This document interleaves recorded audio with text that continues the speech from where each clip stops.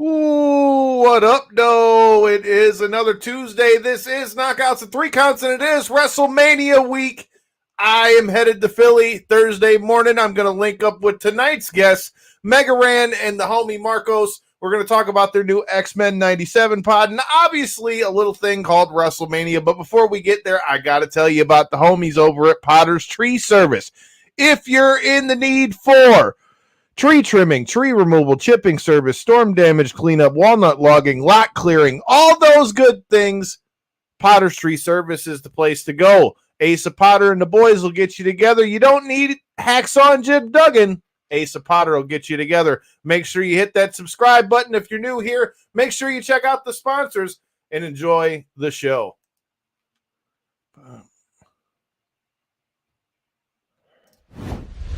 This is the Ring of Honor, a.k.a. Shane T, boy, the baddest champion you ever seen, boy. This is Mr. Anderson. This is good old JR Jim Ross, and you are listening. You're listening to Knockouts and Three Counts. Cover! We got a new world champion! That might be one of the craziest knockouts I've ever seen in my life. Knockouts and Three Counts is the podcast, baby! It's the real deal, baby! Knockouts and Three Counts starts now. Ooh, what up, no? This is Knockouts and Three Counts. It is WrestleMania week. I'm ready to get to Philly, although, man, am I hoping the weather in Philly is better than what we got here. But with that said, it's the return of our homie Mega Ran. It's a good time, man. How are you doing? Yo, I am great. I'm excellent. I'm excited to go back home to Philly. It's going to be a wrestling Christmas, dog. It is going to be a good time. It is Mania week, baby. So it is time to, just kick back and enjoy the graps.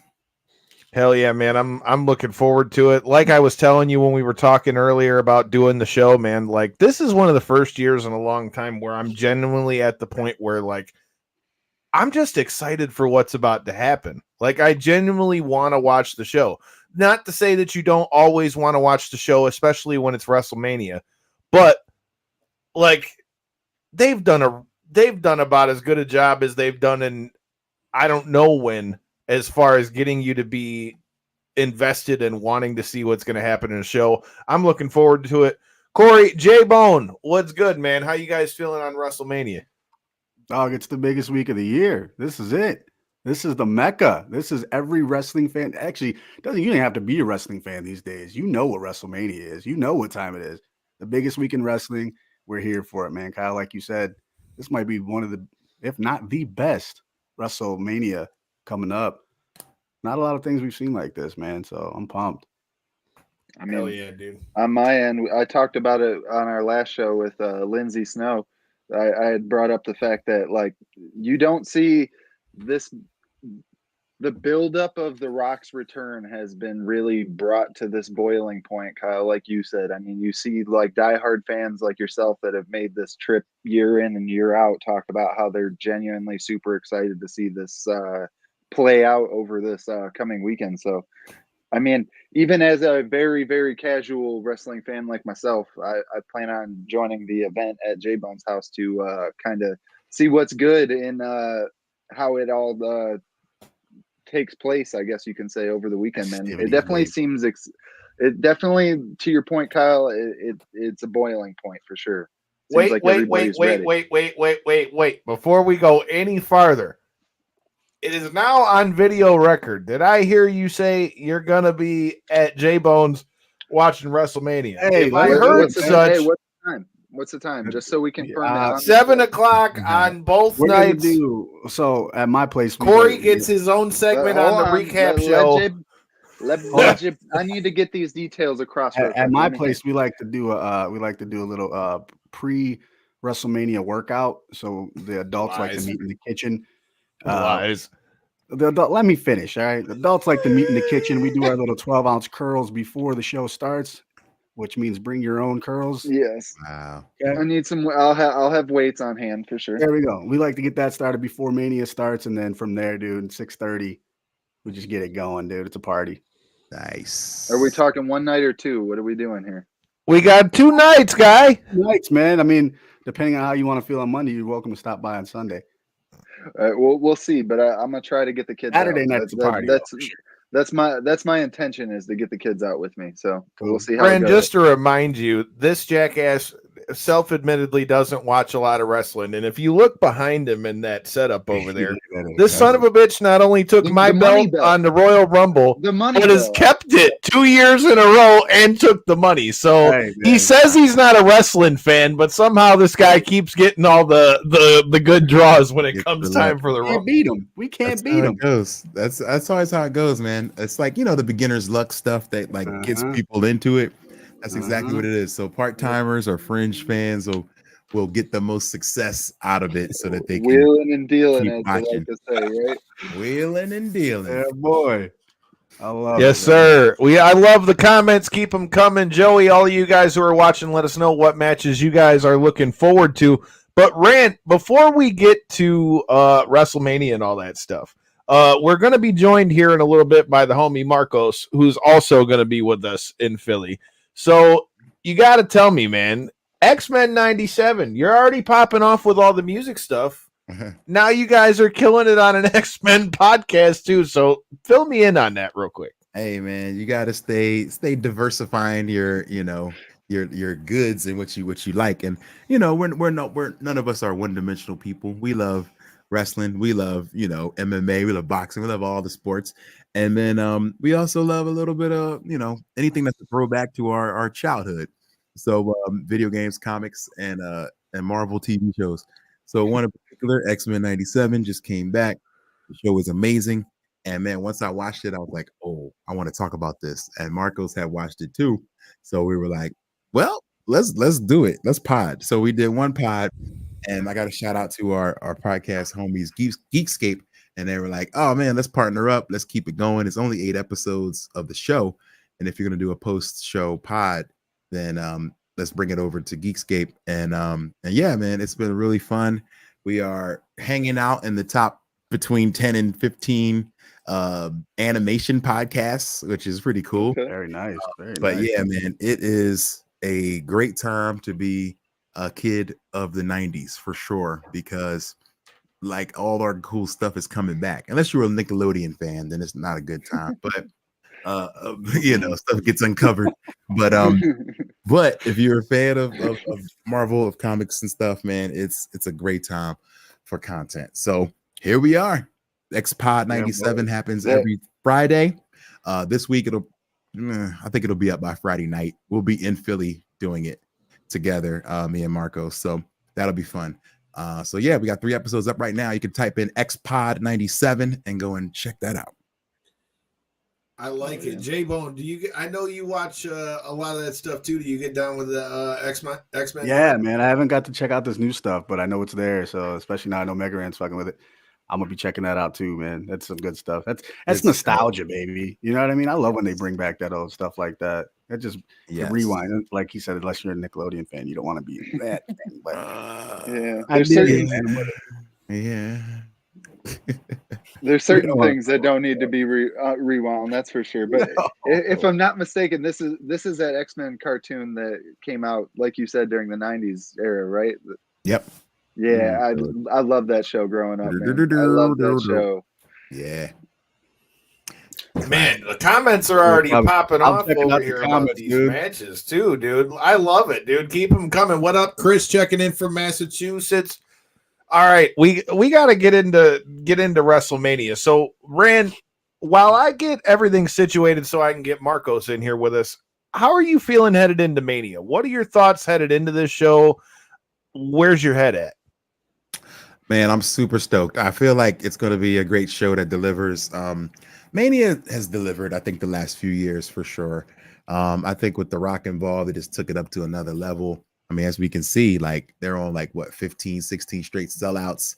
They just did a record gate in New York yesterday. Like business is booming, man. And you know, I don't know if I can give Rock full credit. I do feel like we were on a trajectory. Like wrestling has been getting hot and getting in the mainstream a lot, but Rock just took it over the top. And literally, man, I'll be watching every week just to see what he's gonna do next. Like his entrance gets more and more like outlandish. Like his promos are just wow.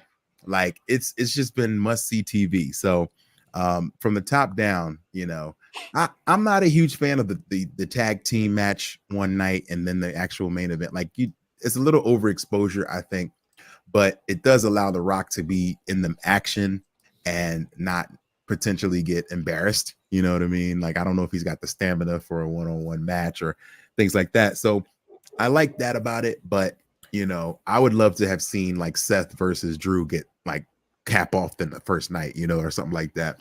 But just in the traditionalist in me is like that's a main event. But either way, man, it's gonna be a phenomenal show. I'm really looking forward to it. And yeah, man, like I think top to bottom, like there's really like only one match I don't really care about, and it's like probably the last one they just made with Ray and Dom and everybody.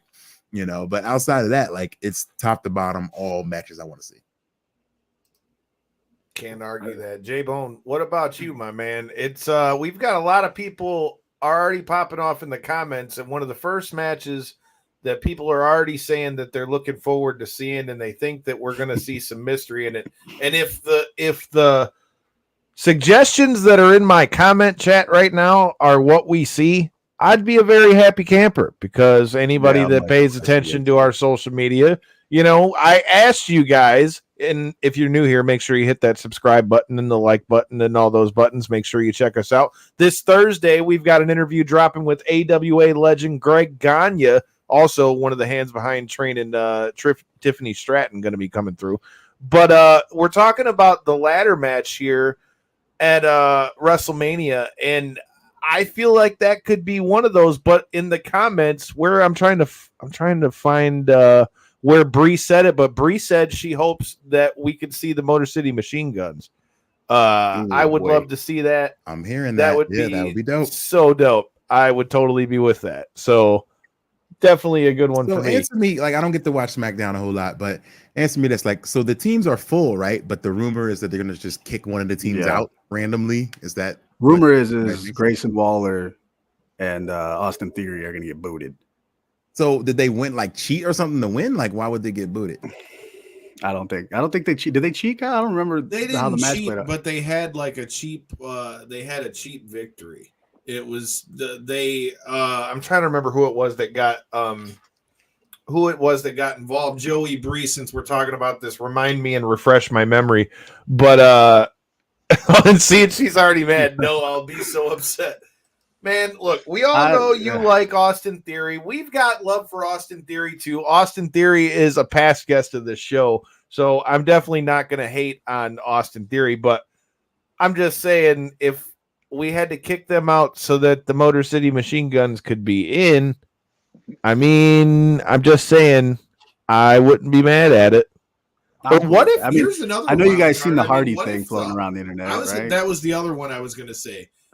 I was there, Ring the Bell, which you can get one of those t-shirts at Millions, and hopefully at our table at WrestleCon.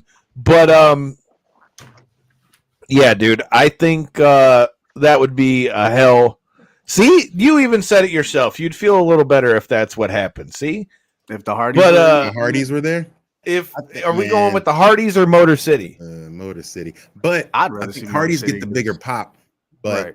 come on, like Hardys only need to show up to get in the Hall of Fame. That's it. Like we don't need them doing anything. Like I don't need these guys jumping off stuff. I don't know their contract situation, so I don't know. Well, I don't know if it's didn't I possible. hear Matt somewhere said he's that out. Matt just said he re-signed? Oh, I didn't know. Yeah, that. I don't know. There's so I many could be damn wrong. rumors Let me flying look around into the that as country. we go in the show. If anybody knows in the comments, but I know I there was a couldn't lot tell of you talk what's about real. Matt Hardy's contract. Especially since yesterday was April Fool's Day. I couldn't tell you what the hell's real. And anymore. Matt came before Jeff, so I would assume they're on different deals. Yeah. If I was putting money on it, I would say don't expect the Hardys to show up. But if that's going to be the case, expect to be pleasantly surprised. It is WrestleMania, right? We wouldn't have a letdown tag team into the fold, right? It wouldn't be anybody that we're going to sit there and boo Well, all night. that's the thing. Like you don't want respect the Motor City Machine Guns, but you just don't want to like the crowd to be like, who? You know what I mean? Yeah. Like you don't want that at Mania. Like that's not that Right. big of But a moment. I was even hoping the Dudleys, dude. To be honest, I was hoping. I that- wouldn't be would mad be at. fire, too. I would not be mad at that. But to that point, to what you just said, though, remember, ring the bell again. We were there for the Royal Rumble. They didn't boo Jordan Grace. This is true. No, they did not. You're right. Not boo, but who? You know what I mean? Well, I mean, we all kind of, you and I felt like that was the consensus, like in a way when we were in the arena. But then remember, by the time we got to the car that night, all we saw was people talking about Jordan Grace, and then going back and getting to watch it and seeing the way that they put her over on commentary and all that stuff. I mean, Alex Shelley, remembers, also been in NXT with Kushida too. Right. They've put, commentary will definitely put you over, I mean, but I don't know. I got to go back and watch. Like, I don't remember what the actual like crowd response was when Jordan Grace showed up, but and she's like so physically imposing, you know what I mean? Like she looks dominant. So seeing her show up is like, whoa, you know what I mean? Even if you don't know, it's like, oh snap, she's here for business, So I don't know. I don't know if it's the same energy, but I always like to see new stars pop up. Question is though, if Motor City shows up, do you want them to go over? Do they got to just take it? I don't think they can yet, man. I don't think it's there, right? But I mean, back to the question mark of it all. Why not the Dudleys? We are in Philly.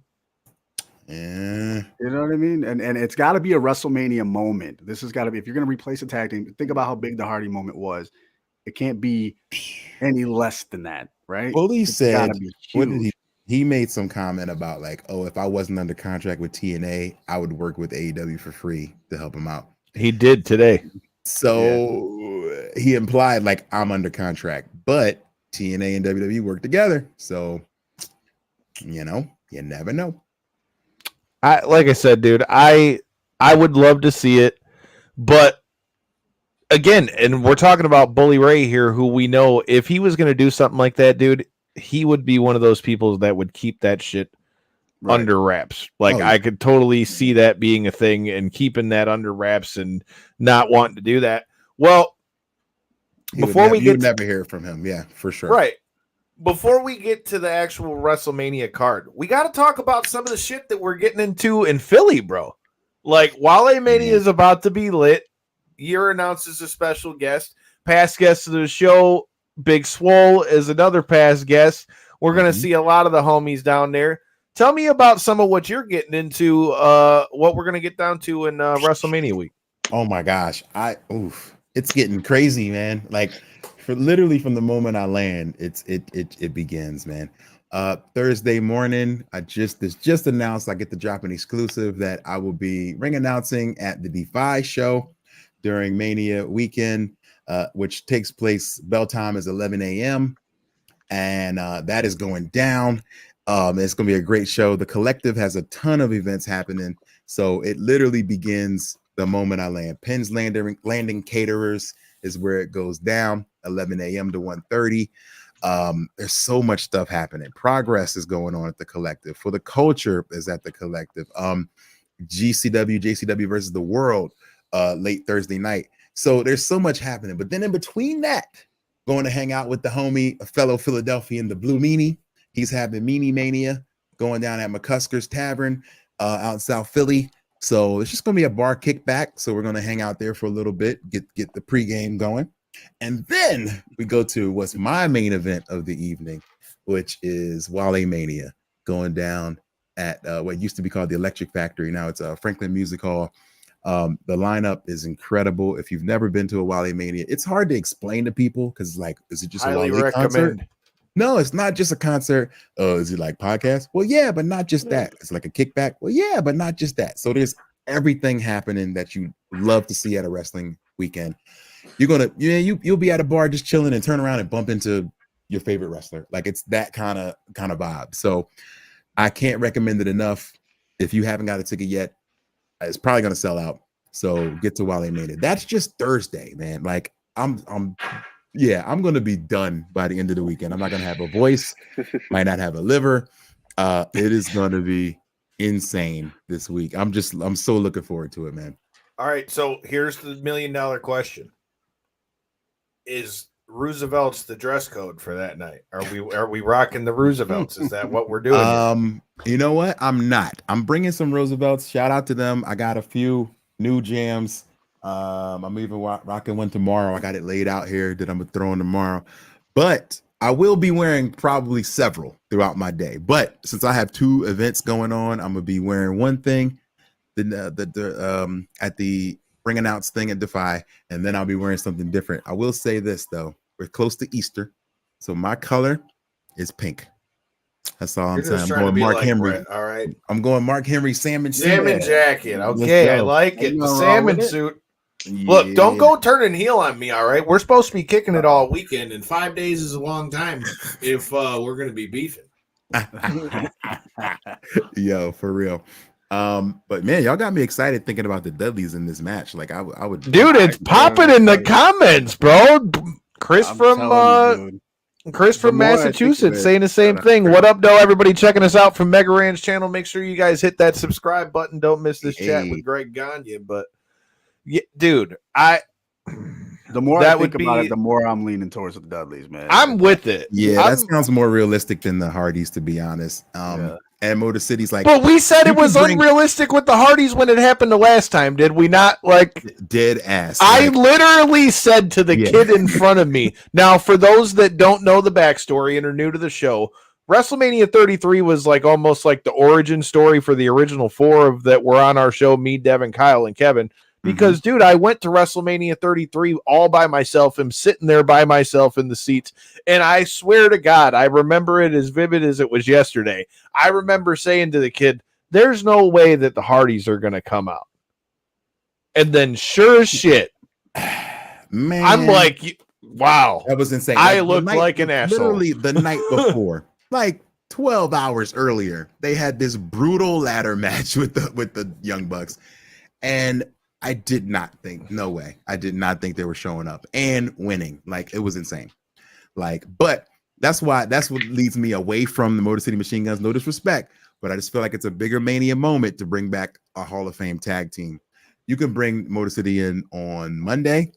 You know what I mean? You could do something else with them. But I think for Mania, if they move them out, we're gonna get one of the like Hall of Fame tag teams. Man, that's all we're getting in the comments is that people just want to see this be the Hardys or fucking the Motor City Machine Guns or the Dudleys. I like what Joey's saying though with the Wolf Dogs. What up, though, Donald? Wolf Dogs, what up? It wouldn't just be a big WrestleMania moment, right? I mean, it'd be cool for us, but it wouldn't be cool like for us. Big, but yeah, it's not going to be that moment that hits the front page of ESPN the next day. Like they're always thinking about that. Like, what's going to be the big story? Watch it be The Rock and Roman Reigns. That'd be hilarious. Now that would be funny. That would be them saying, "Gotcha ass." Could you imagine how much The Rock would be getting paid if he's wrestling twice in one night? And without any further ado, we talked about that X-Men podcast that they got. We've got another one of the homies that's joining us in Philly. The homie Marcos is making his debut to the show. What up, Doe? What up? Hey, so I gotta know who's the dark horse. In the comments, it's popping off over here that in this ladder match, it's rumored that one of the teams that's in it right now is going to get kicked out. And if that happens, people keep saying that they think it's either going to be the Motor City Machine Guns or the Dudleys or the Hardys. Do you got any thoughts on this, sir? And if you had the crystal ball, who's going to be the other team in that ladder match? Is this for me? You guys are asking me? This is for you. Yes, fool. You're on the screen. I honestly, I would love it for it to be the Motor City Machine Guns. I think they're long overdue to get their big break, even though one half of them already kind of got a break. He already got that taste of that check. But I can tell you who I don't want it to be. And this might ruffle some feathers. I don't want it to be the Hardys because I don't think Mr. Joey's with you. Joey said he don't want to see the Hardys or the Dudleys. Yeah, the Dudleys either because those, number one, the Dudleys, one of the guys doesn't even look like he's completely healthy. He's healthy to live life, but I don't think he's healthy enough to get back in the ring. And second, we're already seeing the Hardys, and unless this is a one and done and they kind of like come in and then go off on their tour. No, because honestly, I also think Jeff can't get out of that contract. But a dark horse that my personal thing that I would love for it to do be God. But I don't know what Tama's brother's contract is. I was like. gonna say, wasn't he just in an eating contest I against the don't Great know. Khan or something like that? I don't know. Ooh, I that's know very Tama interesting. is a free agent. I don't know. I've heard Tama's on his way to WWE though. So I mean, then again, who the hell knows? Yeah, Then you know, again, I don't. What if it's Jacob Fatu and Zilla Fatu? How damn it? No, because Zilla, you know who Zilla's rocking with, which me and Ren have had conversations about. Like, I don't know if that tag team would work in the main E. You know. I like it, man. Like I said, all the more reason that we're talking about why we're so hyped on WrestleMania. With that said, let's start with some more of the stuff we got on night one. We talked about the ladder match. I'm not gonna lie. Let's start with this match. This match is one that I think could very well steal the show. We talk about stories, we talk about build-ups, we talk about all those things. Bro, two brothers fighting. You got the twins, you got the Usos, one of the best tag teams of all time. Say what you want, whether with them being in WWE as much as they have, but dude, they are one of the best tag teams of all time. I and think you've got them facing each other. I think this has the potential of stealing the show night one.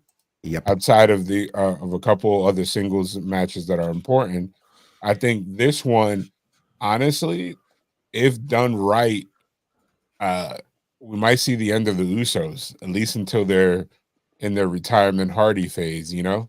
Because if they put it together and Jay continues on his trajectory to be the breakout star of the year, then I will keep them separate. Like, I get it, you know, they got separated to have this match, but why stop there? Like, you know what I mean? I don't know, man. I hope that ain't the case, but you know, we don't know. I hope it's not, because I feel like you could end this match with them shaking hands, hugging, you know, loving each other, but agreeing to go separate ways or whatever, you know. I mean, they could end it like that and still have a disrespect. Like, they hug, and then, like, you know, Jay or something would be like, yo, we good, Oos? And then he'll be like, nah, we ain't good, but you got it. And then, you know, kind of keep them away from each other for a minute. Yeah. This could be. Yeah, there's a way to leave it open at the end. You know what I mean? We don't have to have the full story yet, but we could have a good match. We could steal the show and leave it open. So this kind of goes into what I was talking about earlier with like the way my big hope with the way that all this plays out is that everything from night one bleeds into night two, and this is one of the perfect examples. Even to both of your guys' point, whether they stay beefing or at the end of it we get the big hug or whatever, I hope that it all just kind of bleeds into it, especially because, again, I stick by what I said. I feel like you can't tease the idea of the bloodline rules regarding that match and it not end up being that way. I guess I maybe might have foreshadowed a little bit of my pick in that match when we get there, but we'll talk about that in a second. But I really feel like, you know, you can't tease that without that happening. But I think the way this will all be best is if it all bleeds into one to another. As far as this match, though, dude, I think it's going to be yeet. It's not going to be no yeet. It's going to be yeet in this joint. I think it's going to be a damn good match, though. I'd love to see if we could see Rikishi involved in that, too. I was about to ask, like, what do y'all think? Are we thinking we're going to get Rikishi? Like, there's another yeet. Even this, maybe if you cut away to him or something, he's on the side, he's kind of tearing his eye, you know, but like, he's got to be there. I think he needs to be front row. Yeah, I agree. Even if it's just a cutscene to him, or maybe even then, you know, in the back, just kind of telling them both like, "Yo, go get it," type of thing. Yeah, he needs to be very minimal. I don't. That's a bold take, though, Marcos. You think that this is going to surpass Brett versus Owen? Ooh. Yeah. What? You know why? I mean, you know what though? I think we can, because that's the standard barrier, right? I mean, if that's what you're trying to. Because there's really nothing else. I mean, compared to it, yeah, but them are. Let me explain why. Let me explain why. That match was excellent. Yours, that match was excellent, but I honestly think the match was put together so Brett could completely give his brother the rub. Pause as the but it, like, honestly, I think at the time that they had the match, Owen was not Owen yet. Like, he had broken away, and they like kind of rush shot this match.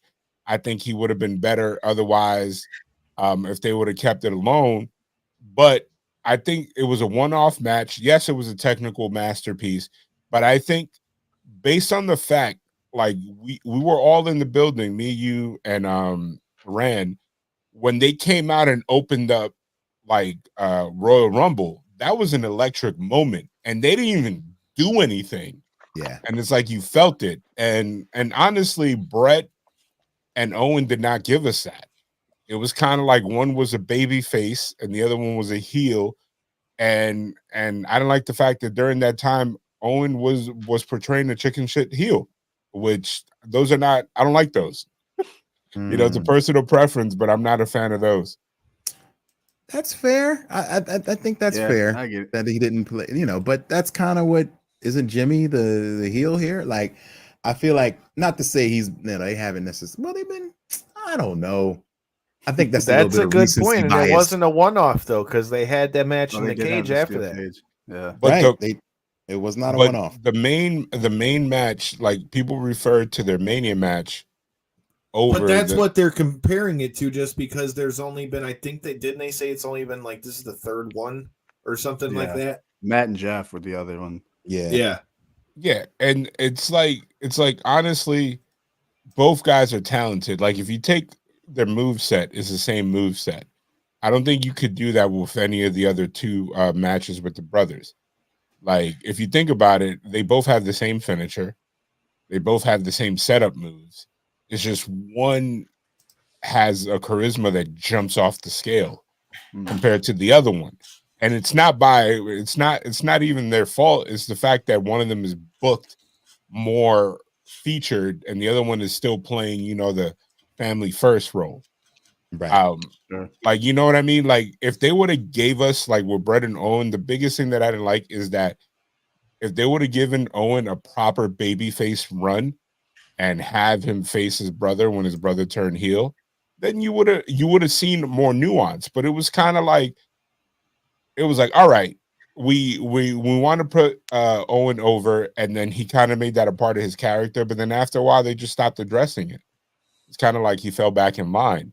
Like, I think the Usos are at an age and at a time where both of their careers, they can elevate each other and make it so it could be on the KO, Sami Zayn level, where it's like, it's going to be a banger. Like, think about it. Those matches were ran twice. I think this is going to be a proper feud that's going to play out over years. Yeah, I hope so. I mean, I'm not mad at that. I feel like, so have we talked about who's going over, who's winning, who we think? I think I already said I think it's going to be Yeet in this one. I think that I think Jay is going to keep it. Where are you going with it? Who do you got on this one? Me? I think Jimmy needs it more. Needs it more, but who do you think's getting the dub? You know what? I think I'm gonna say it might depend on what night this happens on. If it's night one, it's night one, according to what Triple H said. Then I think it's Jimmy, because I feel like night one is bloodline night, because I think the story is getting finished on night two. So that's what I think.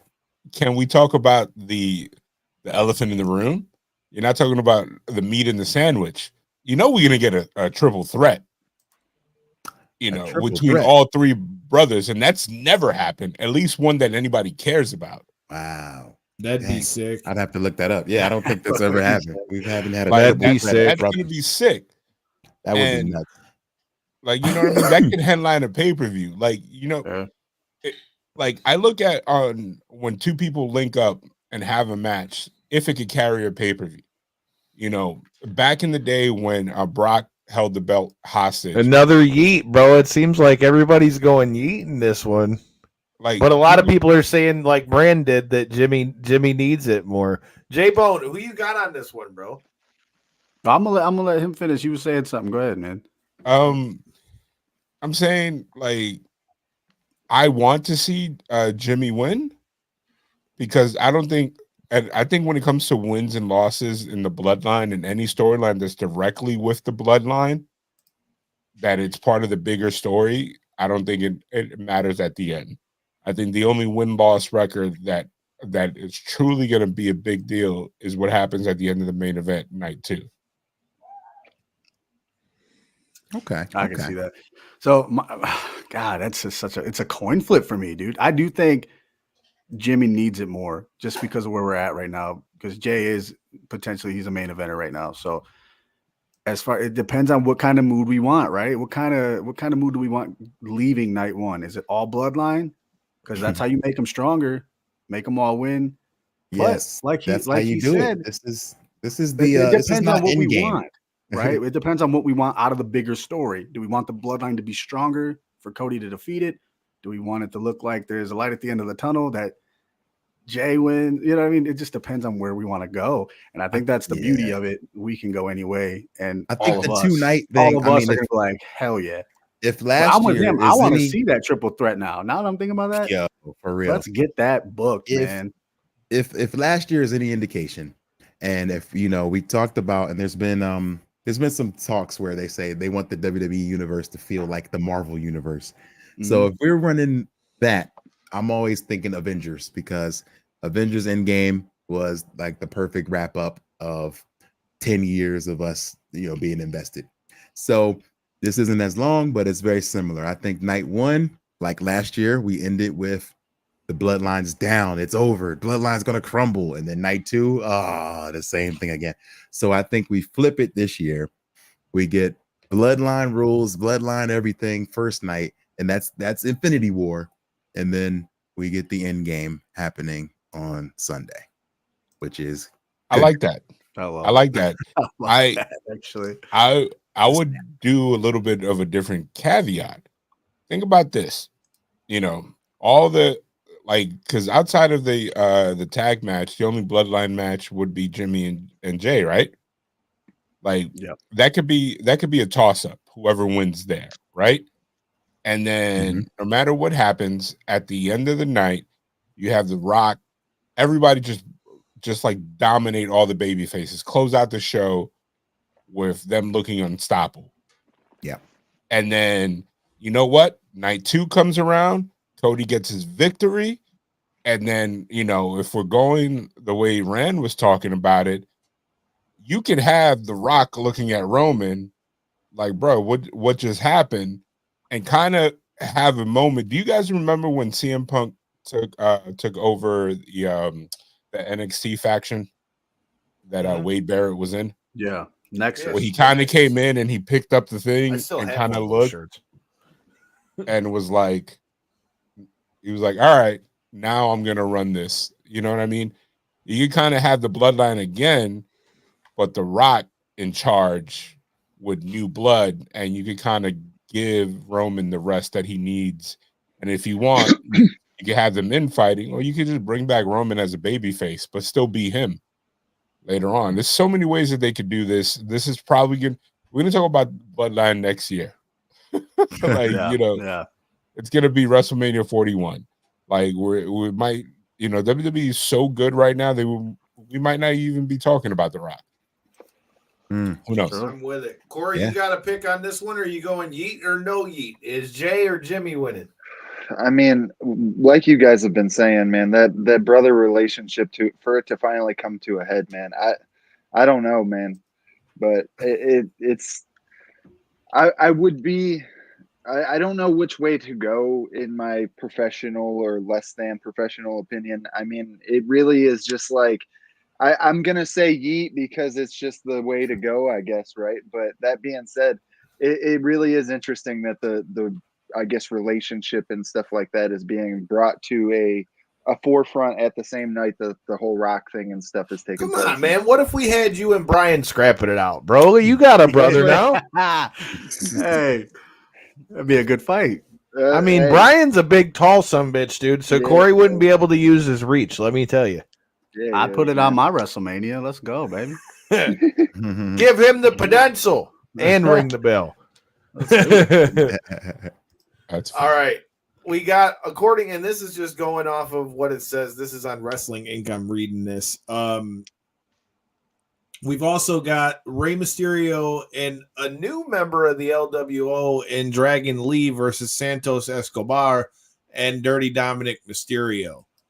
Do we have thoughts on this match, gentlemen? Marco, since you were late to the party, I'll let you go first. I mean, this is honestly probably just a setup to shift storylines. It's a lot of moving parts in this one.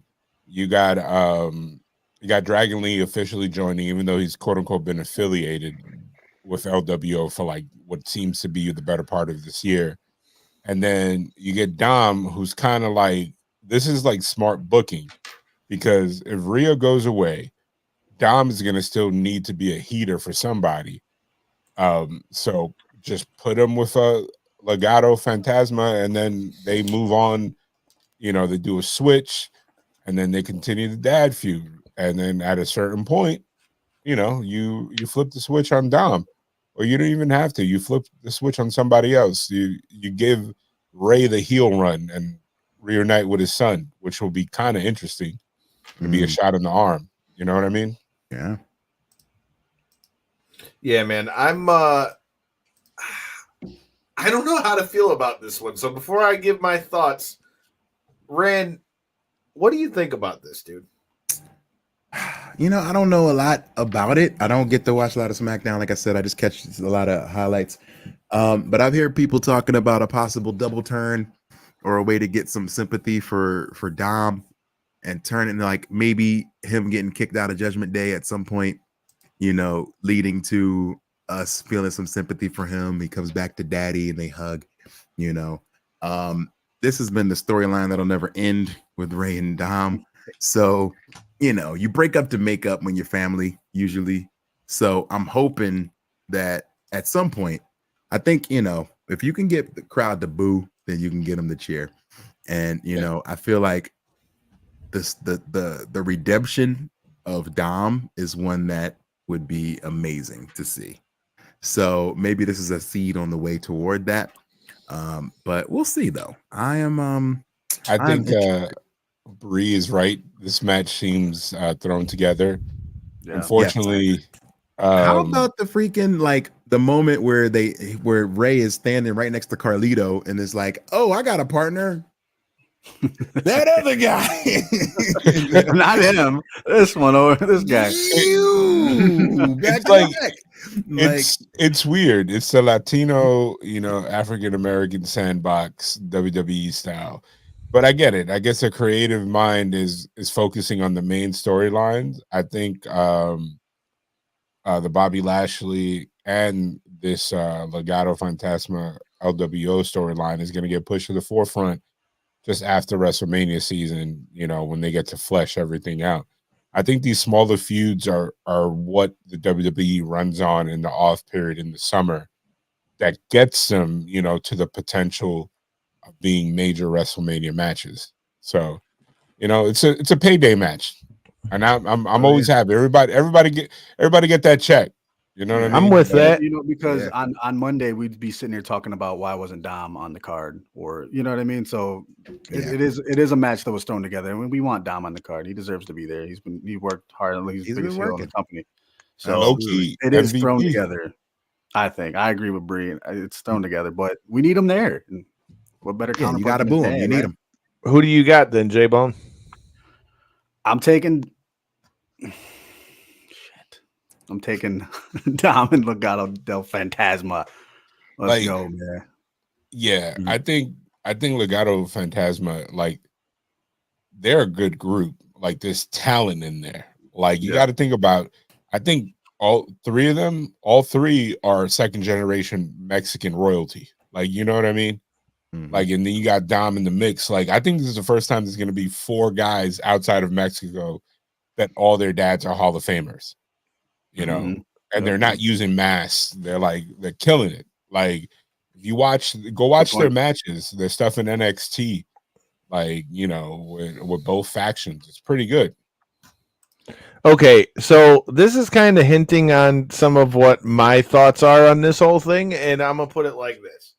So I don't know if you guys have peeped it or paid attention, but we've already seen the cracks with Judgment Day. You've already started to see Mommy get mad at Dom kind of stepping out, and you've seen Priest and all of them pissed because he not only did that, he brought him back to the clubhouse.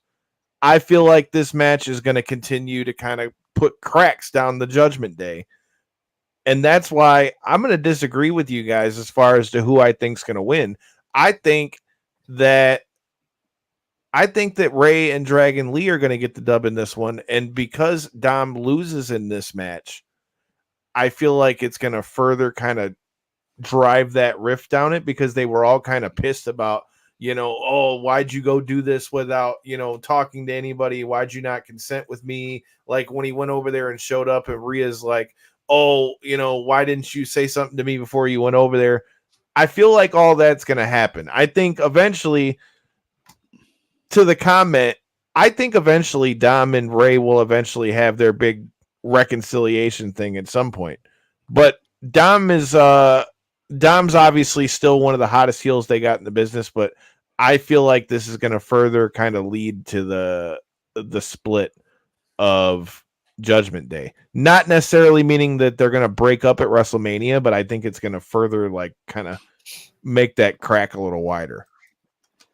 I think the Judgment Day breakup, along with a lot of these factions, I think we're going to be faction heavy leading into SummerSlam and Survivor Series. I think people are going to start jumping. Like I can't even pronounce Mr. 87 full name. December Black 87 is saying like, we're going to kind of plug and play with people. It's like the only people that I feel bad is the two factions with Bobby Lashley and what's his face? Oh my God. With Karrion Kross. Yeah. Mm-hmm. Those factions are like, they're getting so much TV time, and like their story is not coming across the screen, man. Yeah. I don't know who to blame there. Like, Red, have you paid attention? Especially, I'm with you, and especially them bringing back Paul Ellering with them too. Like that group's got such the potential, and then we don't even need to talk about Bobby and B-Fab and the Street Profits. You got all the talent in the world there. Like that's a group where when they put them together, we automatically thought, oh shit, this is going to be the new version of the Hurt Business. And then they gave them a different name, and they kind of like started them up and cooled them off. So I definitely feel that. I hope both teams in that match, can get heated up maybe after WrestleMania. But as far as this one goes,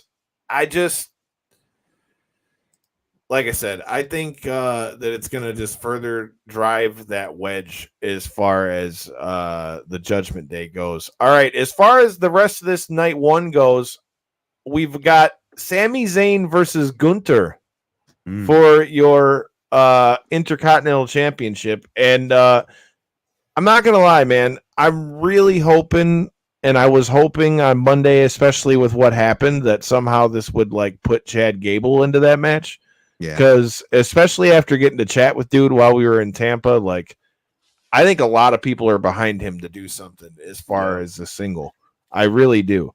And I would say that more than all the times that they've tried to really kind of do anything with him since they broke him up out of the tag teams. But I feel like, especially after that match and what he said about his daughter and all those things, I think now would have been a time that I think maybe a triple threat would be good. But then again, how can you hate on Sami Zayn at the same time? Sami Zayn, had all the integral parts that he had in the Bloodline storyline and all that stuff as well. Like, you can't sit here and act as though, Sammy's like undeserving of it.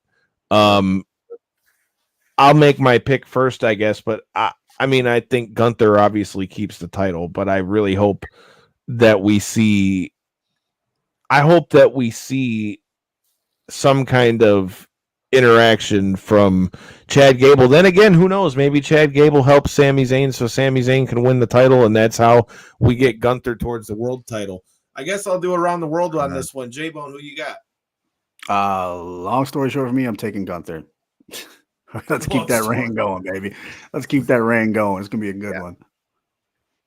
Marcos, who you got? Oh man, I'm gonna go left on here. I got Sammy retaining, and I got Retaining, he beat him. New. No, I'm sorry. I got Sammy beating Gunther. Some miscommunication with Imperium. Gunther blames him, beats the crap out of them. Then splits off, goes after the heavyweight title, and then this is where the crux, or this is how they book it well. Sammy comes out, does an open challenge. Gable, Monday night after Raw, comes out, low blows him, beats him for the belt. Heel turn. Hey, let's do it. It's going with what they like. The Oh fact my that he came to his face and he looked mad, but kind of was like, it's all good. And then he was like, I just don't think you're going to beat him. Like, just have him do that. And then, Okay. and then, have him move away from his faction. Come back as a serious Chad Gable. He doesn't even need a mouthpiece. He just becomes the mid-card heel champ. Because let's be honest, that belt always looks good on a heel champ. You know what I mean? There's something about the IC title, and then you flip flop it, come back. Sammy doesn't need it. Put him somewhere else. Guess who comes back and finally claims the singles title? Yeet.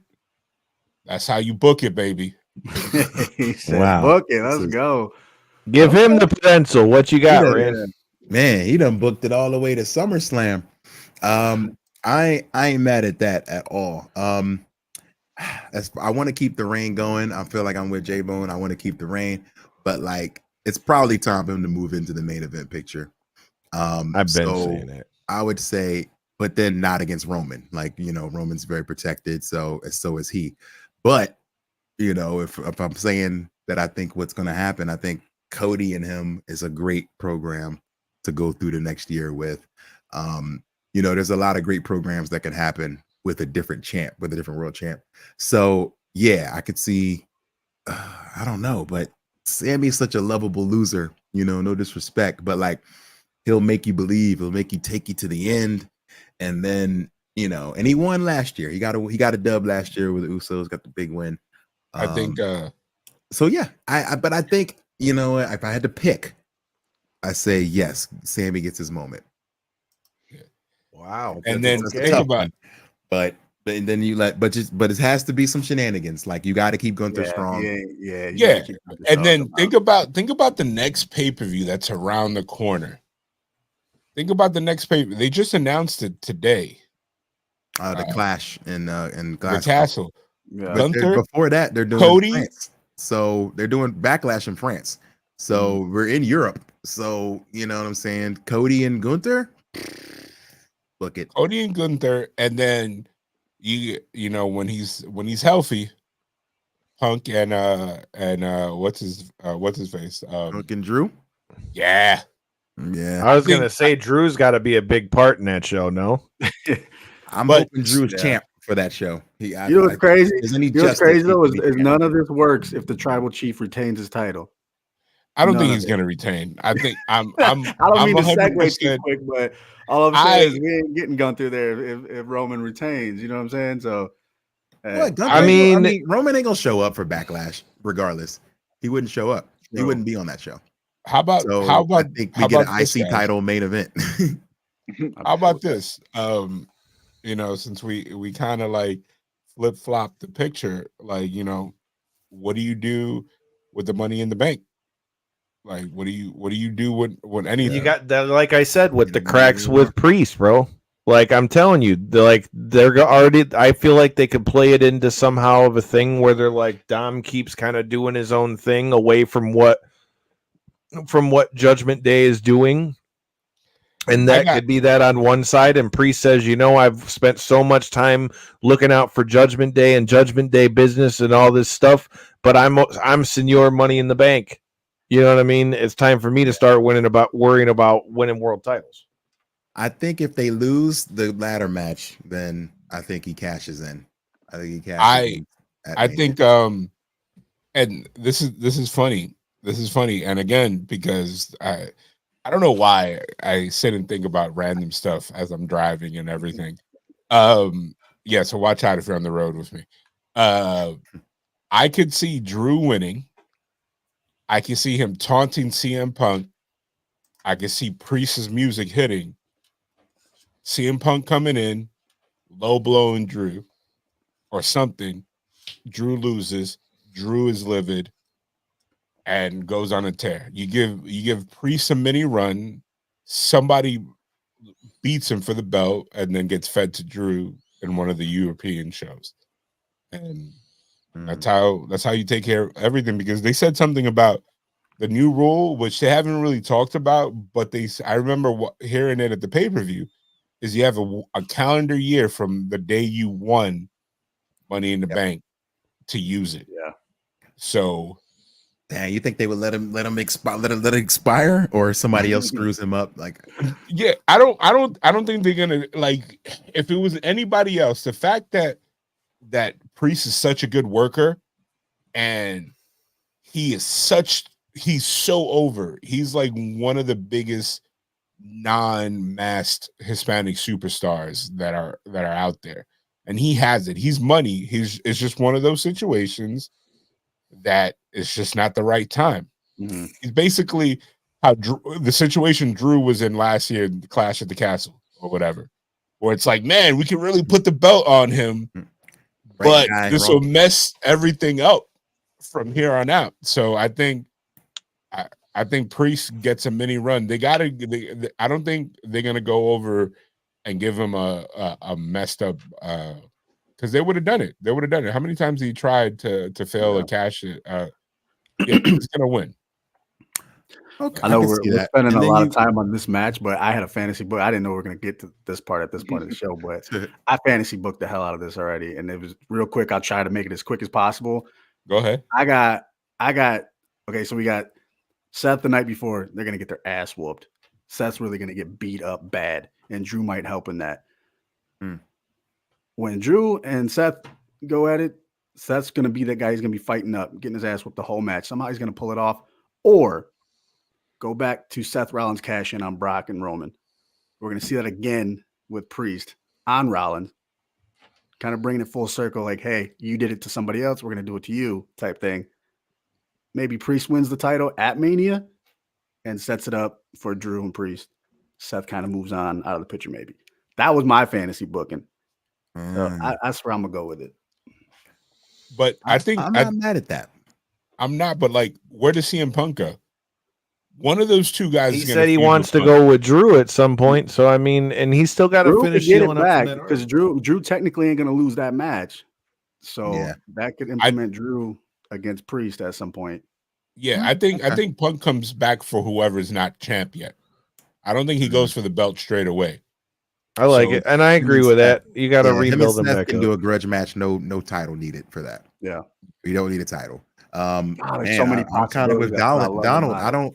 I hate to say it, but I kind of feel like Donald, where like I don't know if Priest is there yet, man. Like I love him. I think he's there, my guy. Man, they've had him in garbage storylines. He's been chasing the R-Truth around all year. Like it's just that. Come on, you don't do that to world champ. Think of the resume of everybody that's successfully cashed in, man. You don't do that to champs though. He has not looked dominant at all. Last time he's been dominant is when he was beating up Bad Bunny. That who he lost to, by the way. I don't know, man. Seth lost the match that he was in WrestleMania when he closed the night out with the belt. Yeah, and he lost. Did you not know and feel like Seth was Triple H's guy? You man, Donald coming with the flames for Priest. Nobody would care. You knew that before he lost that match. Before anything, we knew he was one of Triple H's guys. Like Seth looked strong, even in that loss. He took the hellified RKO. Yeah, like you know, the more memorable RKOs. It's like, all right, I'm gonna lose, but it's gonna be crazy. You know what I'm saying? Like Priest had a moment, man. Like I want to not had a moment. You know what? I want to see Priest win. Me too. I want to see Priest Bad Money in Puerto Rico for the belt. Book it. Book it. Yes. Hell yeah. All right. Since we're talking big booking joints, man, you guys got to tell me Ran, I'll let you go first on this one. It also is looking like night one we're going to get what could be like one of them superpowers type tag team matches in this one. It looks like we're going to get Bianca Belair, Jade Cargill, and Naomi versus Damage Control, Asuka, Dakota Kai, and Kairi Sane. What are your thoughts on this link up, bro? And how do you see this match going? It's a big link up. I'm so excited. We've been waiting for Jade in a moment with Jade. So I think they dominate this match. I think they dominate it. And pull it off. I do think eventually this clique kind of spreads out and goes their separate ways, or maybe even all out a fight, or somebody gets kicked out. I would love to see. We talked about it from Rumble, Jade and Bianca as a tag team, like running roughshod over the women's tag team division, like keeping them belts for a year. Hell, let them be the men's tag team. Yo, give them the men's belts. Give them all the belts, and then you get a Mega Powers Explode where they're beefing, and now they got to settle it at next Mania. Who's Miss Elizabeth? You bring Naomi is Miss Naomi. It's Naomi. No. You bring in your man. What's his name? That used to be the wine person for Carmella. Bring him back from NXT. Yo, bring Reggie. Reggie. Yeah, we need a valet. He's out the mud now, bro. Come on. Yeah, shout out to Reggie, man. He did some amazing things. I watch his Instagram once in a while. He'd be like, "Yo, I'm him. Look at what I used to do." And he was like doing splits in the ring and flipping off the turnbuckle and doing all crazy stuff. Yeah. Like he was going wild with it. Shout out to Reggie. All right, Rand. I know you're short on time on this one, so I'll give you the rapid fire action real quick. And Marcos, you can help us go through night two right quick. All right. We talked a little bit about it already with tag match and what's going on with that. I think I already know where you're going, but I'll give you rapid fire. The last one being Cody and Roman night 2. But we've also got on night 2, you've got the women that got to get down too. So you got to tell me, who do you got? Is Mommy going to stay on top, or is the man going to win another belt? I think Mommy stays on top. Rhea's had the most dominant run of probably any woman that I've seen in this era. The fact that she's held it from Mania to Mania and there has not been a crack in the armor. She hasn't even been tested. I mean, outside of, I guess you could call the Nia Jax match a test, but like there has been no contest. So I think this will be another phenomenal match, but I think Rhea keeps it. For sure. Mommy on top all day.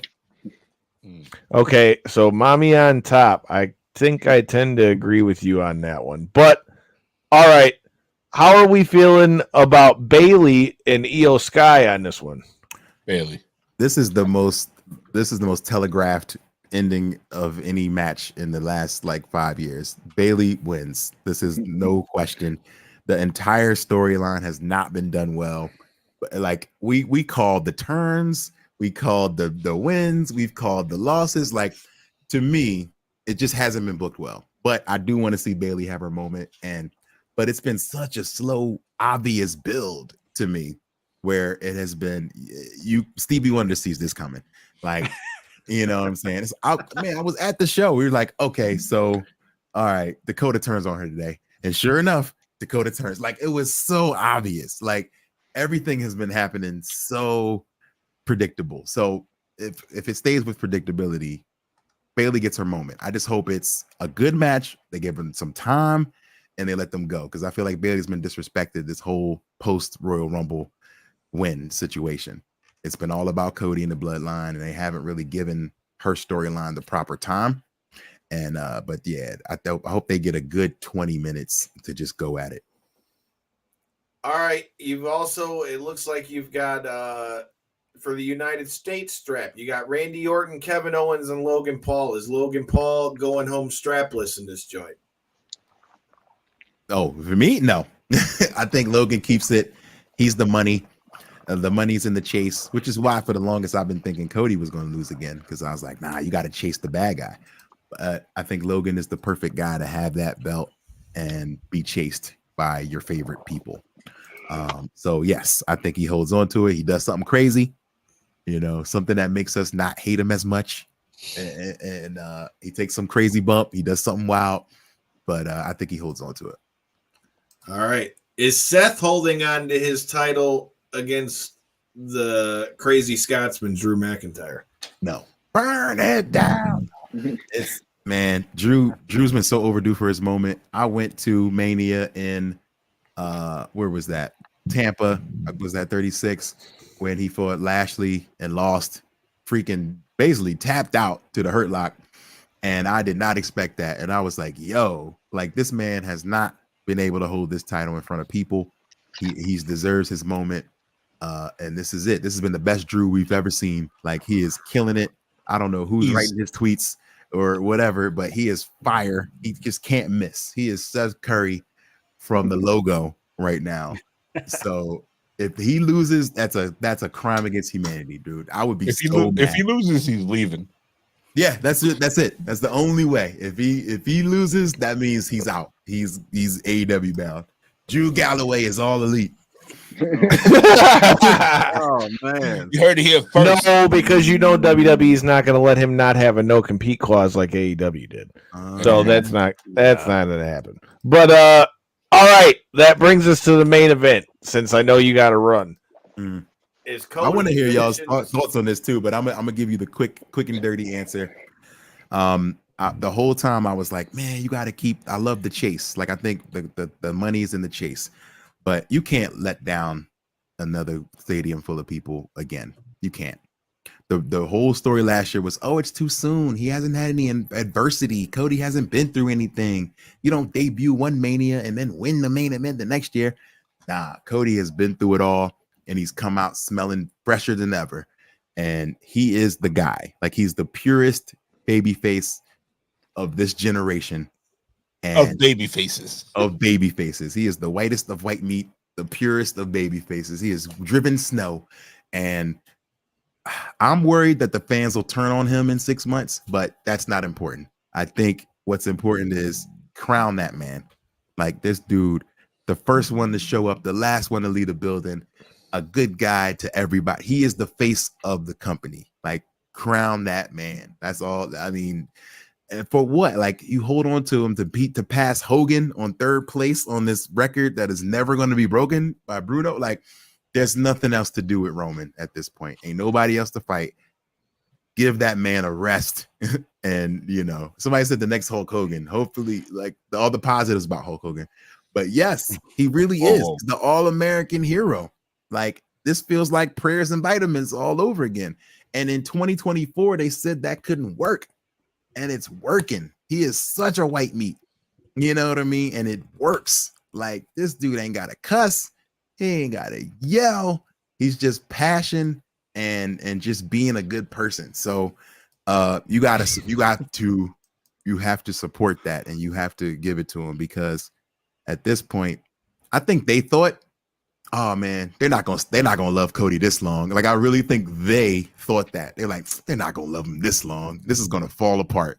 And we want Cody, man. The Cody crybabies have spoken, and you have to crown him. If you don't, this is not as big of a crime as Drew not getting it if you don't win, but it's a crime if you don't. I'm with it, bro. I had to give you the rapid fire because I know you're running short on time. I'm curious. I want to see what y'all. I'm gonna keep this open because I want to see what y'all say about it, because I know everybody has thoughts for sure. All right, Marcos, since you're the other guest of tonight's show, and we talked a little bit about your guys' new joint, the X-Men 97 pod, and all that good stuff. So make sure you check that out wherever you get your podcasts after you hit that subscribe button to Knockouts and 3 Counts, of course. But with that being said, how are you feeling about night 2 versus night 1? What are you looking forward to as we talk about night 2? But before you give your answer real quick, I gotta give a shout out to our other sponsor, May 3rd. It's gonna be Cinco de Mayo, but it's gonna be Cinco to catch an elbow. Mitten Muay Thai is going down May 3rd, the Imperial House, Clinton Township, Michigan, here in the Mitten. Get you some Mitten, get you some Muay Thai, watch somebody get knocked out, get you tickets now. Tell them Knockouts and 3 Counts sent you. But Yeah, how are you feeling as we head into night 2 of WrestleMania? Night 2 is gonna be killer. It's gonna be the culmination. It's gonna be like, I think night 1 is gonna be killer, but I don't think it's gonna be like last year. Last year, night 1, they came out with a chip on their shoulder. It could happen this year, but I think night 2 is so stacked. Like, you have so many factors. You have more consequences. You have both titles being defended, unless they do Drew night 1. Who knows? It's gonna be a good show, and I think, you know what? Give me the main event. Give me Cody, Roman, Bloodline, the Cody Avengers.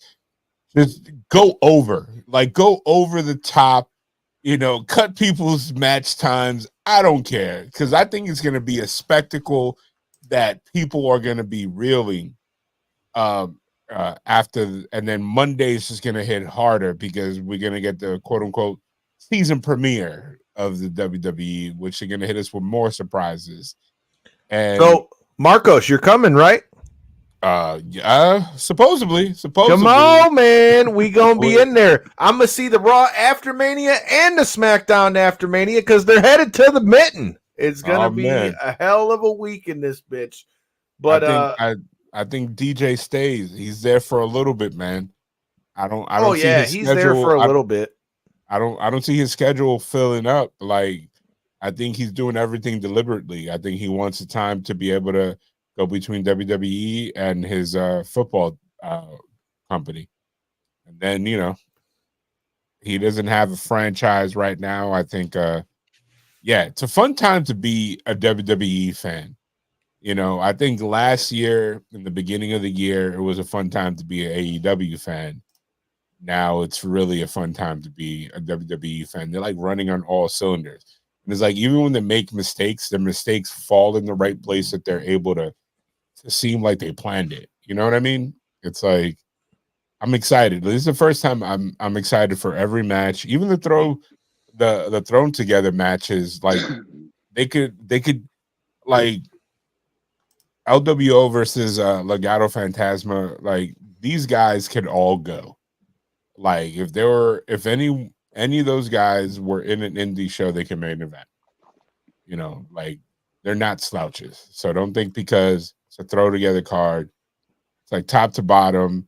Like, think about it. Like, Io Sky, and she's probably the most talented import that the WWE had outside of Asuka. And, like, you know what I mean? These are 3 women that you could put the title on anyone. So it's packed. I dig it. J-Bone, what you got for me, man? How you feeling as we head into night 2? Bro, night 2 is going to be cinema at its finest. We're watching a movie, dude. And like Megaran said, like everybody's been saying, we got the Bloodline versus the Avengers. That's what's going to happen. I want to see, and if I'm fantasy booking this thing, I want to see everybody at least pop their head in. I want to see guys front row. I want to see guys standing at the curtain. I want to see Sami Zayn just checking it out because we knew what he had gone through with the Bloodline. I want to see Rikishi sitting out there. I want to see the entire Bloodline, everybody out there, everybody who was involved in this Bloodline story, period, from start to finish. I want to see at least peep their head out to see what's going on because it's that important. I think as far as the match, like I said, it may not be the best wrestling match we want to see, but it's going to be a movie. I think both guys could go. They have great chemistry. Cody has gotten a lot better in the ring, and Roman, like, honestly, people will say, oh, he doesn't have a lot of moves, but the moves that he does do, he puts time behind them. Right. And it's just like, it's all about how you carry yourself. He feels like a big deal. Like, you know what I mean? Like everything, the time he takes for his entrance. That's why he's, like, honestly, he's so mainstream without even catering to the mainstream. He's just being him, and is probably right up there with Stone Cold right now in pop culture in terms of how recognizable he is. A couple of years ago, when they were trying to push him as a babyface, as much TV time as he had, he could probably walk in the street, and if they weren't a wrestling fan, they didn't know who he was. Just wasn't But working. now it's like, man, it's like he's a complete character. He doesn't have to do anything else. He's a creative character. Like, he don't have a ton of moves, but all his moves matter. Every single move is impactful and it means something. You know what I mean? So yeah, that speaks volumes to his work too. But like you said, man, it's gonna be that match. Think about the entrances for that match. Just for that match, who knows how long those are gonna be? Those are gonna be a spectacle. Just the pageantry of it all. We know how WrestleMania is, but from start to finish, every single eye in the wrestling world is gonna be glued to that TV, dude. And it's gonna be amazing. I think it's gonna turn out amazing. So right, I have a question for you, Kyle. Yeah. Who are the run-ins for Cody? Who are his elected Avengers? Who's gonna come in and give Bloodline their comeuppance? Because I know Randy Orton's got to be one off rip for me. I feel like that all kind of has to tie in. I think Randy Orton's going to be involved. Again, I go back to what I said when we were talking about night one. I still don't rule out the idea of Seth, being pissed because of whatever happens on night one, because again, I just feel like you can't say Bloodline rules without it being Bloodline rules. So for that to happen, they have to lose somehow on night one. So I just feel like, with that said, I think that that's all gonna tie into it. But with that said, I think Seth could come down there and make it seem like he's gonna help Cody and then leave him hanging. But I definitely think you'll see people like Randy. I think Seth will be involved in it somehow. To be honest with you, realistically, bro, the biggest Avenger of all of them, again, going back to what the point I was making, could be The Rock for him. I mean, because if there's beef between them two on night one and Rock says, you can't win this without me, and fucks Roman. Sure. Yeah. I just don't think it's going to be a secret turn. Like, you know how the internet went crazy with the instead of the one, the gunshot. No, I agree. And that's what I'm saying. He could turn on Roman. That's what I'm saying. Like, I think whatever. I think is it gonna be he's a mole, or is it gonna be like just two heels don't get along? I think they've already been planting the seeds with the way that you've seen Heyman kind of giving him the side eye. You know what I mean? Like, feeling like he senses the tension between The Rock and Roman, and you've seen those little things throughout the thing. And I think if things don't go well, if they win on night one, but let's say, a couple times their chemistry's off or whatever the case, and it sows that little seed of dissension there, well, then that only kind of intensifies things as we get to night two. But let's get to picking some of these matches, man. We've been flapping. Let's go. We've been flapping our gums. All right. Let's start first with the 6-man tag team Philadelphia street fight that apparently looks like it's going to be on night 2 too. I'm not going to lie to you. With all the title matches, I think this one's getting overshadowed. But what do you got on this one, Marcos? Who you got in this match? I assume this is with the Street Profits and Bobby Lashley. Yeah. It has to be Bobby and the Street Profits. The reason why is like, dude, it's like, even if the numbers are even, it always feels like the heels always have an additional person. Like, they always get laid out. Like, like they gotta have, and it can't be like a fluke. It has to be a dominant performance by like Bobby Lashley got to show that he's stronger than Karrion Kross. Like, the tag team, I get it. The tag team could just be their thing, but like, it has to come down. Bobby got to make Karrion Kross tap. That's just the way it is. Bobby has But don't you think that kills off that whole group, though, with them bringing back Paul Ellering and all this, and you got the AOP they brought back, and then for them to just come in and lose? But then again, I'm with you in that I don't want to see Bobby and the Street Profits, keep looking like some bums either. Yeah. I think honestly, somebody losing in a tag match, unless one of them is a champ, I think it could go either way.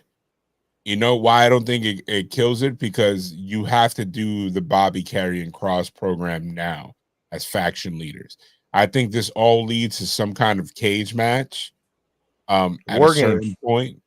No, I don't think they're big enough to have war games. They might team up.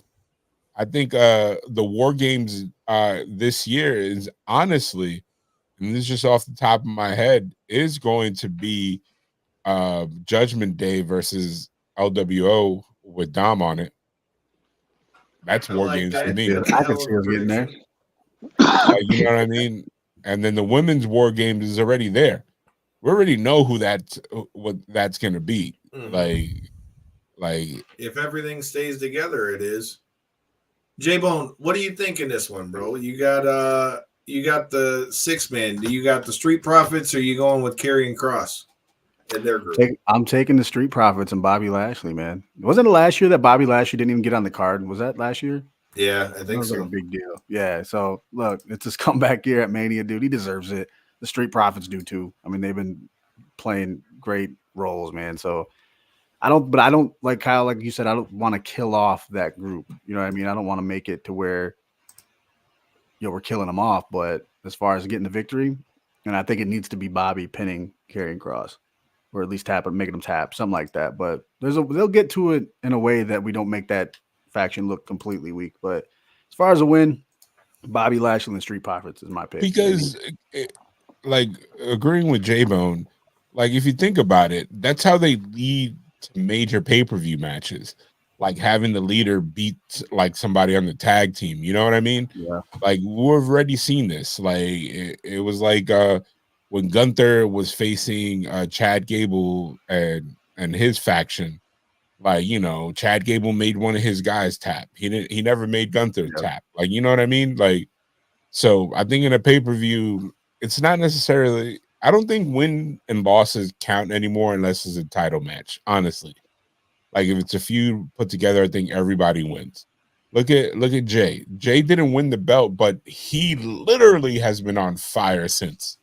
Like I would have never predicted that. He ignites the crowd like nobody except Cody does.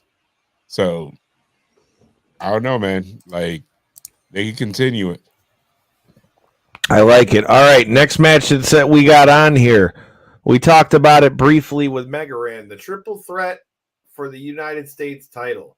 Do you think that this is a match where they have the other people involved for Logan to have a way to win without making either of the other two look weak in this one? I don't know. I think he might lose the strap in this one. J-Bone, who you got? Ooh, dude. It's I think he keeps it, man. I think we're gonna keep riding that popularity. Does Jake Paul get involved? I hope so. In some capacity, I hope so. I mean, it's and just then Mike Tyson's got to come out for Kevin Owens. Yeah, there we go. We'd be printing money at that point. They already are. I think we got to find a way for KO and Orton to just they'll go at it and he'll get the sneaky pin, the cheap heat, and I don't know, a schoolboy roll up, something stupid. I don't know. We'll figure it out along the way, but it's gonna be a good match. And like every match we see with him is great. I was literally just saying this to my jiu-jitsu coach. Shout out to Big Don. I was seeing him on Easter, and I was telling him, I was like, dude, look, I was not a fan of what they did with fighting and all that stuff. Yeah. Being from the fighting world, but I can't not respect what them guys have done. And I said when we were talking, like, I was there at the guy's debut. I've seen a lot of his matches in person. Like Logan Paul, you can say what you want, but the athlete that kid is. The same with Jake Paul. I mean, realistically, dude, he's still having to get in the ring with these people, whether they're old or not. That's an argument for another time. But Logan Paul's definitely showed out. And I mean, how can you hate on what the guy's doing? I mean, they announced that after WrestleMania, Prime is going to be the first on-mat sponsor for WWE going forward. So that's, that's something to be said. As far as the match, though, I want to say he's leading the drive to Cleveland, right? He's leading us into SummerSlam. I was gonna say I want to say he's gonna lose the title, but the more I think about it, fuck it. I think Logan Paul keeps his strap. A cheap way though. We got to find more ways to hate him, right? You got three guys, plenty of ways you can do that. Nah, all right. Corey, you want to go or you want me to go? What do you Yeah, think lead about the way. Logan Paul, dog? What do you got? I mean, Logan Paul, I mean, like you said, Kyle, I think he's done a really great job of doing a really great job in this space. I mean, really, I mean, there's a reason why he's now carrying a belt, and it seems like wrestling fans in general have kind of accepted him in this position is because he's done such a good job in every role he was given, it seems like. And he just continues to do these big stunts and stuff like that that you might not expect a guy of his size and stature to be trying to pull off, especially with the kind of lack of wrestling experience. So I feel like the train's just continuing to go, and like you say, with the Prime thing coming on the mat, I think that also adds a factor to why you would not want to strip the guy of his belt right now, essentially. So I'm definitely feeling like that would be the way that they're going in this one. That's 3. Well, it's not going to be a clean sweep, guys. No sweep today. Randy Orton takes it. Randy Orton catches Paul RKO on the Prime mat. That is advertisement. But the Prime mat's not till after WrestleMania, though, so that'd have to be an extended RKO. I bet. No, I think they're gonna put it on there for that match. I think they do. Yeah. I think either way, you got Randy. You got Randy winning. Randy's a Hall of Famer. They're gonna give it to him, and then at a certain point, Logan Paul chases him, but they're gonna pair Randy and KO off with KO being the heel. I would prefer, or give Randy the heel. Like, I think Randy, he looks phenomenal. They're not going to give him the world When title. doesn't Randy Orton look phenomenal? No. This is like cheats.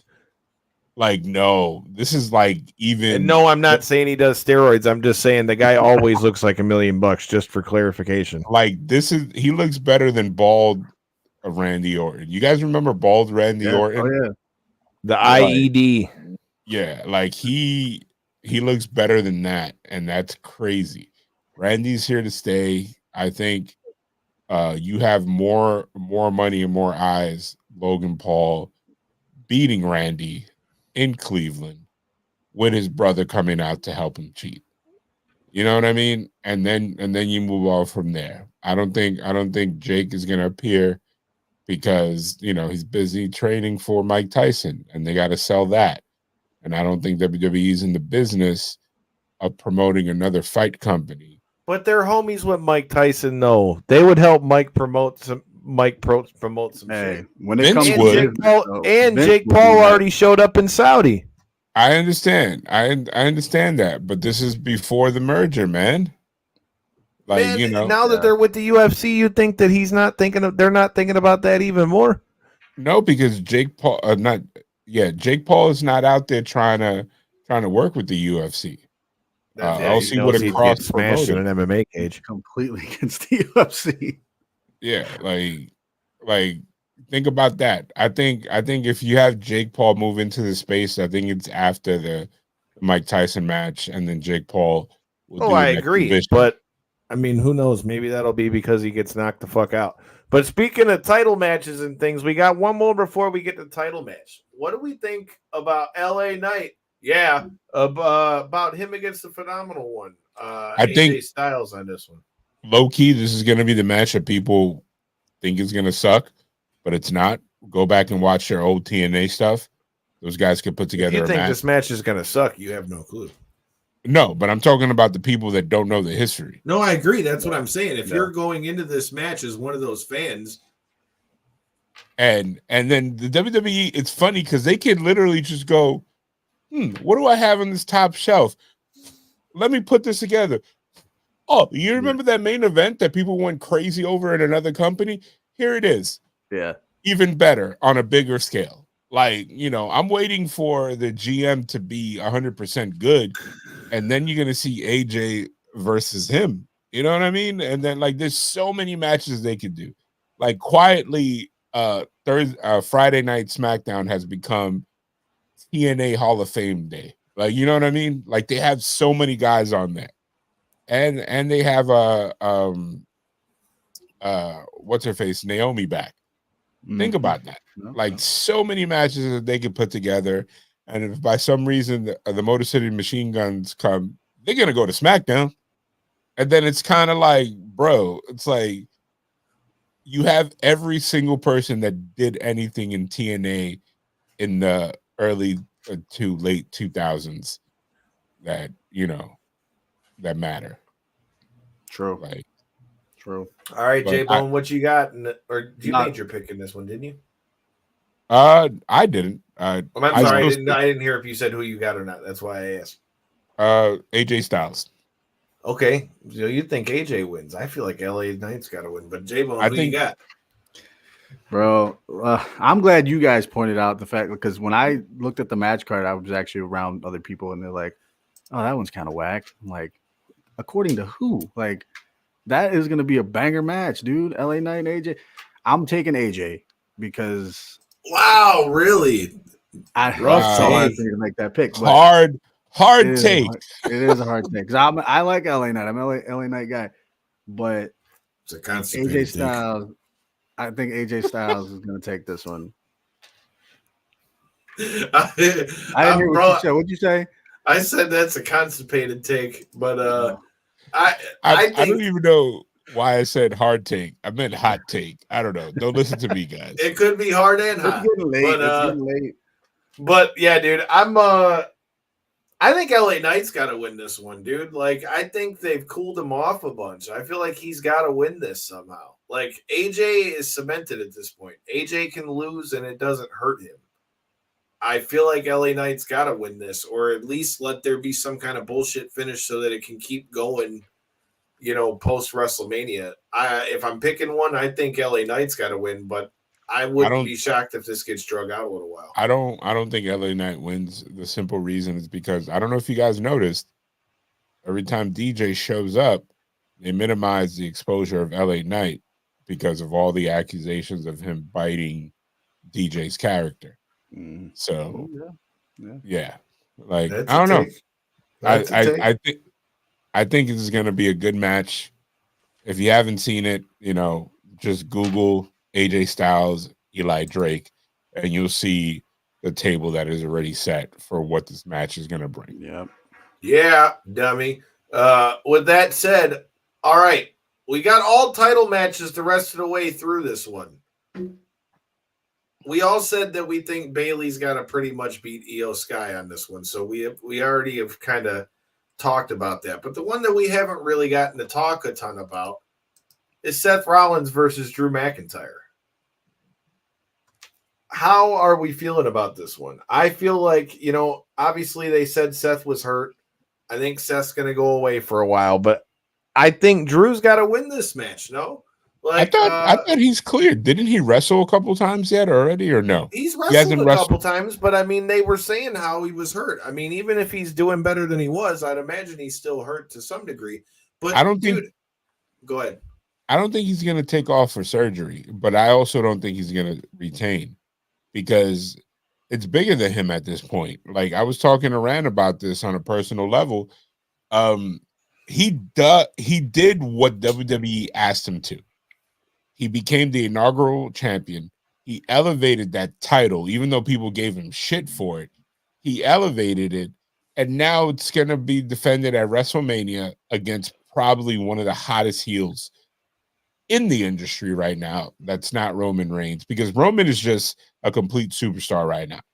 Drew is literally lightning in a bottle right now because he literally took a situation where he was in that was bullshit. His contract was expiring. They weren't really featuring him. And then he just turned it around and used the booking. I think he was always going to be in WrestleMania, but they didn't think that he was going to be this over. So I don't know how they're going to get there, but I see Drew walking out as the champion at the end of the match. I don't think he leaves the pay-per-view as the champion, at least if I would book it. But, that's just my hot take on there.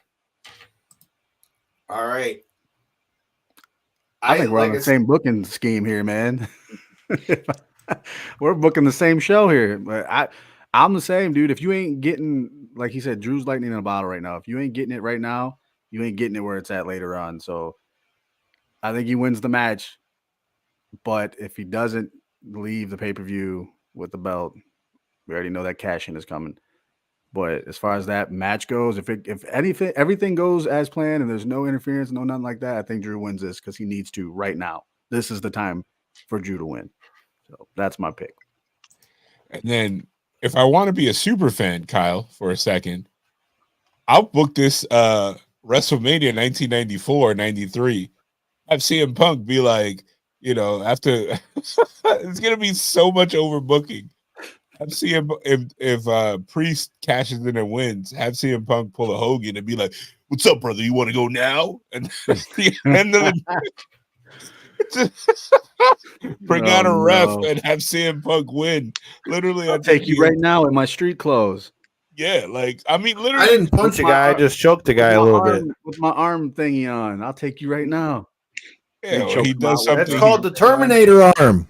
He chokes him out with it. You heard him. He said he didn't punch nobody. He just choked a guy a little bit. But all right, man.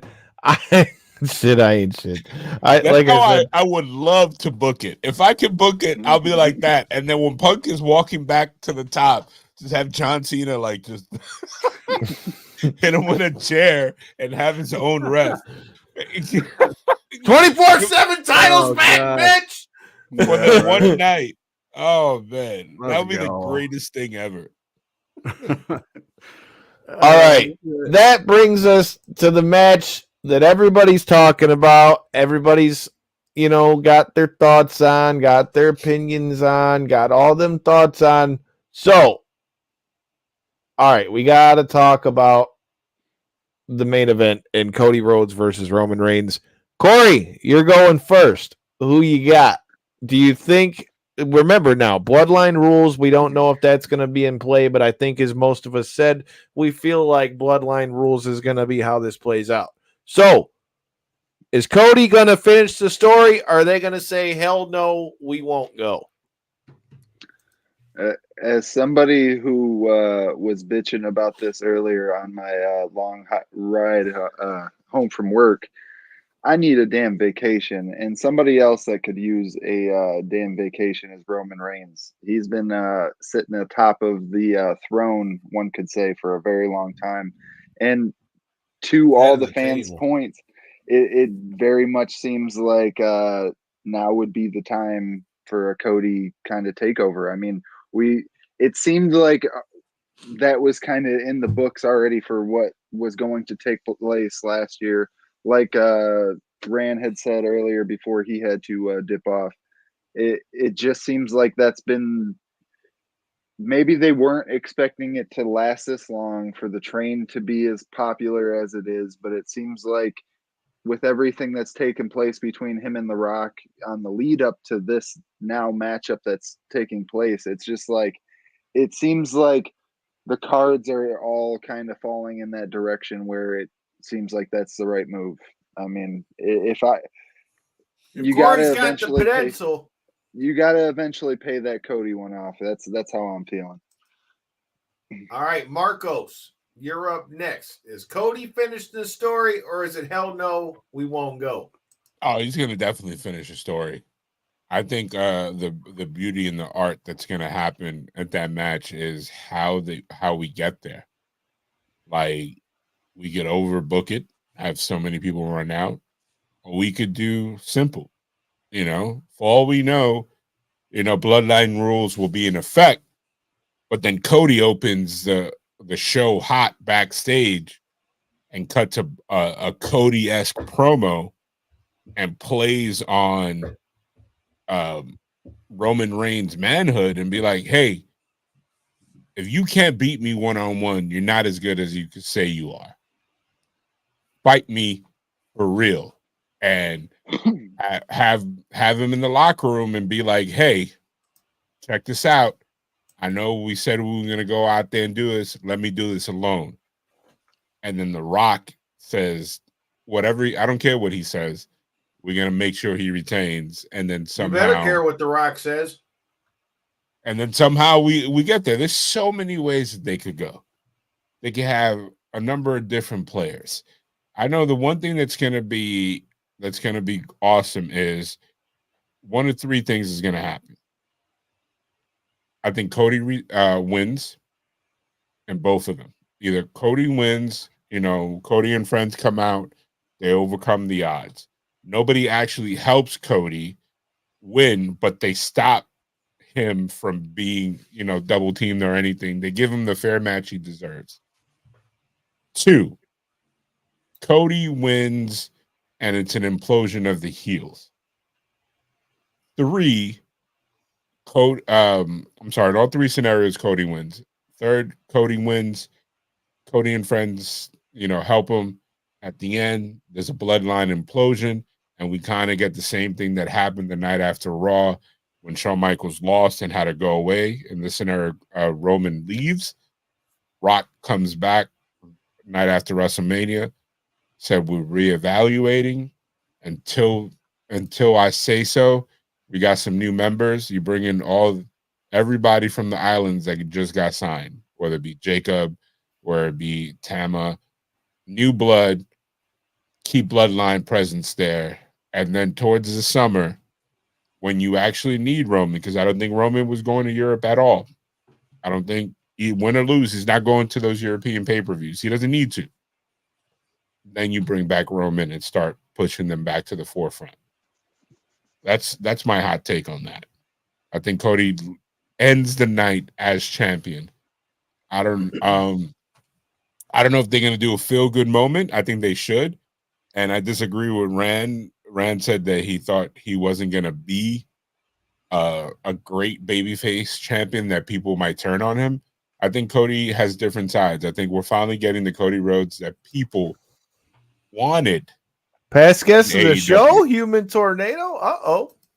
What's up, Human Tornado, man? We saw you in what was it? It was at Wale Mania, right? And we seen him a bunch of places in LA. Yeah, I think he was still rocking the knee brace. How's the leg now? But anyway, yeah, I think it's a bookend, not the end of the story. They keep it pushing. Man, But Tornado can't tell me you forgot about the homies from Knockouts and 3 Counts. You got to come back through. Shout out to Tony Thunder. Man. All right, J-Bone, what's it going to be? Fantasy booking this thing? I want to know who's going to win. I mean, the easy answer for me is Cody. And like you said, how do we get there? We gotta make a movie. It's going to be cinema. And for me, it'd be cool if we did kind of a passing of the torch type gig. And I'm talking like, let the Bloodline Rules thing be in effect. Have Rock, have Solo, have everybody down there. Cody by himself, and out comes guys like Sami Zayn. Maybe KO, I doubt it, but Randy Orton. Let's get Randy Orton involved. Let's bring out John Cena. And who's the anti-Rock of all time? Who's his biggest arch rival? Let's bring out Stone Cold Steve Austin, because that is another big star. Let's pass the torch to Cody. If I get to see Stone Cold come out again, dude, I'm all for it. I got tattooed after the last time. I will not get another tattoo this time.